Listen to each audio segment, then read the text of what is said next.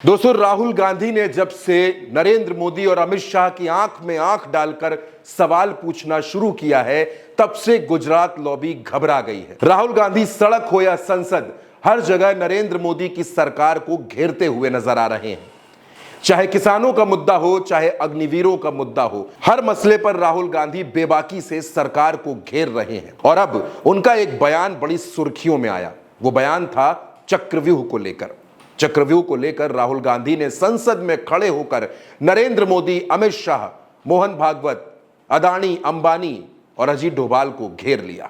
तो जैसे उस टाइम 6 लोग कंट्रोल करते थे, वैसे आज भी 6 लोग कंट्रोल कर रहे हैं।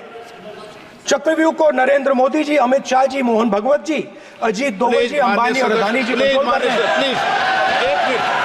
राहुल गांधी के इसी बयान के बाद से सियासी गलियारों में हड़कंप मच गया और राहुल गांधी का यह दावा है, राहुल गांधी ने कहा कि उनके चक्रव्यूह के बयान के बाद यह बयान असल में कुछ लोगों को पसंद नहीं आया। इस वजह से बीजेपी घबरा गई है और उनको ईडी के कुछ अधिकारियों ने बताया है कि राहुल गांधी पर ईडी की रेड की तैयारी हो रही है। राहुल गांधी ने इस बात को अपने एक्स अकाउंट पर भी लिखा और इसके बाद से एक नई तरह की बहस शुरू हो गई है।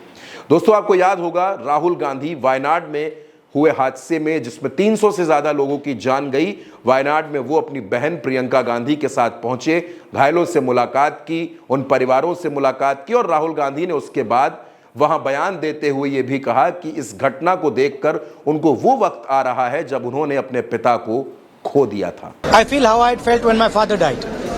That I've seen so many people. I remember what I felt when my father died, and here people have not just lost a father, they've lost the whole family, entire family, brother, sister, mother, father. So I know what I felt, and this is much worse than that. And it's not one person who's feeling it, it's thousands of people who are feeling it. So it's very, very sad. दोस्तों, 10 साल बाद देश में ऐसा मौका आया है जब विपक्ष मजबूत संख्या के साथ है और नेता विपक्ष की कुर्सी भी अब खाली नहीं है। नेता विपक्ष की कुर्सी पर राहुल गांधी हैं और देश का एक बड़ा वर्ग राहुल गांधी को शैडो प्राइम मिनिस्टर भी कहने लगा है। राहुल गांधी हर मसले पर सरकार को घेर रहे हैं और हर वो जरूरी मुद्दा जिस पर सवाल पूछे जाने चाहिए उस पर सवाल भी पूछ रहे हैं और इसके साथ साथ सड़क पर भी राहुल की सक्रियता में कोई कमी नहीं है। चाहे वो हाथरस की घटना हो, चाहे वो वायनाड का हादसा हो, चाहे मोची से मुलाकात करना हो या फिर लोको पायलट के साथ बैठकर संवाद करना हो, नेता विपक्ष राहुल गांधी हर मुद्दे पर बड़ी बेबाकी से अपनी बात रख रहे हैं और उद्योगपतियों के बहाने भी वो नरेंद्र मोदी को, अमित शाह को लगातार घेर रहे हैं।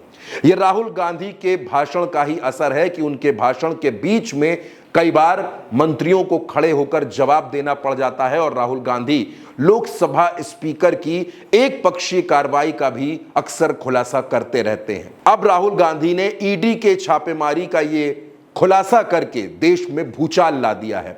भारतीय जनता पार्टी इस आरोप को पूरी तरीके से बेबुनियाद बता रही है, लेकिन सोशल मीडिया पर जो बहस चल रही है उसके मुताबिक लोगों का एक बड़ा वर्ग इस बात को कहता है कि अगर राहुल गांधी पर अब ईडी की रेड पड़ती है या किसी तरह की कार्रवाई होती है तो राहुल गांधी के साथ संवेदना का एक बड़ा माहौल तैयार हो जाएगा और अगर राहुल गांधी पर रेड नहीं पड़ती है तब भी भारतीय जनता पार्टी मुश्किल में फंसेगी।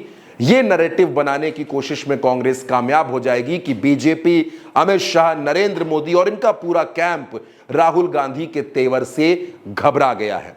राहुल गांधी डंके की चोट पर खड़े होकर सदन में इस बात को कहते हैं कि वो जातिगत जनगणना करवाएंगे, किसानों को एमएसपी की लीगल गारंटी दिलवाएंगे और राहुल गांधी इन दोनों बातों को बड़ी मजबूती के साथ रखते हैं और बार बार चक्रव्यूह का जिक्र जरूर करते हैं। अब राहुल गांधी पर कार्रवाई होगी या नहीं होगी ये बात की बात है दोस्तों, लेकिन फिलहाल राहुल गांधी के इस बयान ने देश की सियासत में एक नई तरह की बहस को भी जन्म दे दिया है और राहुल गांधी जिस तरह लगातार सरकार पर हमलावर हैं, उससे एक बात बिल्कुल साफ है कि इस देश में नरेंद्र मोदी की जो तीसरी सरकार है, तीसरी बार नरेंद्र मोदी प्रधानमंत्री हैं, लेकिन सबसे मुश्किल दौर यही है नरेंद्र मोदी के लिए। पिछले 10 सालों में कभी सवालों का सामना न करने वाले नरेंद्र मोदी इस बार भी संसद से भागते नजर आ रहे हैं। वो राहुल गांधी का सामना नहीं कर पा रहे और राहुल गांधी लगातार सवाल पूछकर सरकार को घेर रहे हैं।